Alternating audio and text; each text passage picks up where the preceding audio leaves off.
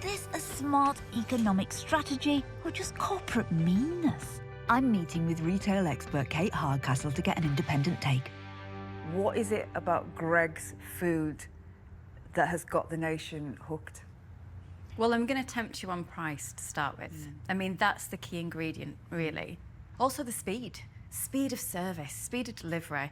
This is not going to keep you waiting, but the thing that's going to attract so many people is the price. How do they cut corners? So this is a brand that we would call is very lean, and lean is every single point of process is analysed.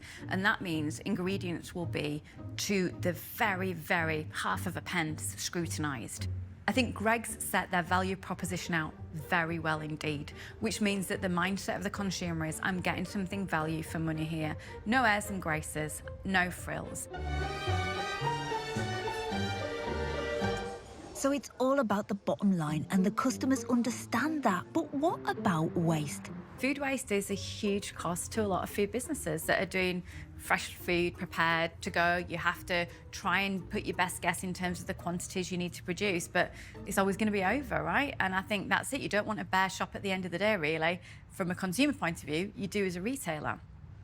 So the outlet creates an opportunity to resell items that they don't want to waste. Look, I'm not trying to crown Greggs with a aren't they wonderful, but they're trying to deal with a problem that's real in every single food outlet. And at least we know what happens at Greggs when it comes to food waste. We don't even know what happens at some places when it comes to food waste.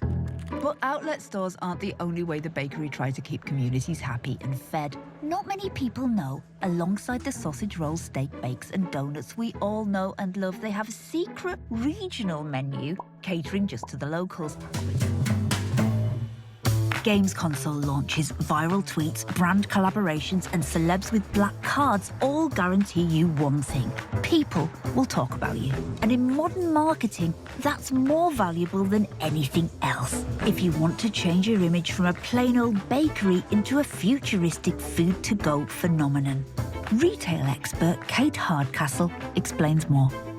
If Stormzy and Ed Sheeran have got a black card, meaning they can have any Greggs they wanted delivered backstage to Glastonbury, suddenly we can all talk about it. I mean, we're not at Coachella yet, but we are at a point where Greggs' acceptability can be seen on the rider backstage, can be seen as part of that social conversation. And we see that on social media. You know, Greggs almost stands for pasties now. We know what the currency is. We know what it means.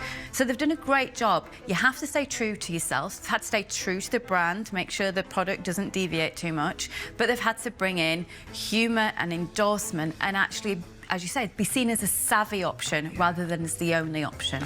And there's no better example of their use of humour and endorsement than when they managed to convince a Brit award-winning pop star to do a shift behind their counter in one of their stores. Hello, my name's Luis Capaldi and I'm here today at Greggs doing some work experience and serving people. This will be interesting. Paving the way for more stores, more brand partnerships and more celebrity fans. But was it really as unexpected as they say it was? I asked retail expert Kate Hardcastle what she thought. Greggs kind of market themselves as it's quite homespun. It's all a bit slapdash, make do amend, aren't we cute kind of thing. Is that true? Do you think that's true? Is that really how they run their marketing and social media?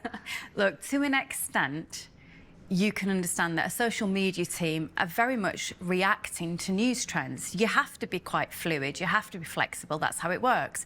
But at the core of that, there's a message and a reputation that has to answer how it would feel about those trends. How would Greggs react in that situation? So that's quite canny. But even furthermore than that, they've 2,000 stores in the UK. This is a marketing machine. There is not a, oops, how did we manage to open another store? How did the branding look right? How are all the bags lined up in the same way? How do we know which way to slice the pies? This absolutely is a marketing brand with size and scale, with a turnover of over £1 billion. This is not accidental. They've been able to remain relevant and they've been able to get into new markets by using humour as a huge, huge part of the communication mix. They've never taken themselves too seriously, and that's how the underdog's going to rise. The underdog might be rising now, but back in 2014, it was another kind of dog entirely that showed the bakery giant they don't always get it right. So what, if anything, can they possibly have to be worried about? All businesses are precarious. You can never take your eye off the ball. Brands that are so popular and so rock solid, and then suddenly you turn around and you go, what happened to them? Do you ever watch them do something and go... I do. I actually think they might be getting close to a saturation point soon. There are a lot of stores out there. They've become maybe the weekly pickup for a lot of people, but there's not too many more places the brand can go in its current format. The social Instagram vibe that's going on will hit a point where it plateaus. The Primark collection of clothing has had its humorous moments. Really, is there another destination, another place for what that might look like? So I think it is getting to a point where it's at saturation. So then the business has to start making some really sensible choices about what do we do now. If the Greggs team had to sleep with one eye open because somebody was coming up the side, what brand is it, do you think?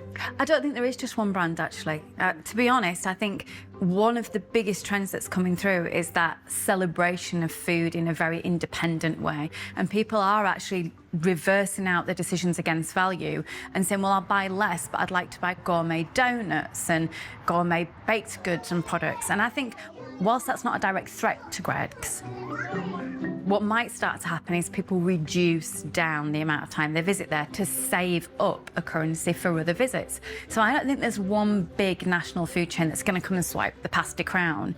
I think it's that people, consumers, will start choosing to spend a little bit differently. You're a national brand, you're a national treasure almost, but that's as far as it's going to go. Maybe Kate is right. Maybe we will all get a bit tired of Greggs in the future. But it's been over 80 years and we aren't bored yet. Of course, no one can predict what will happen tomorrow.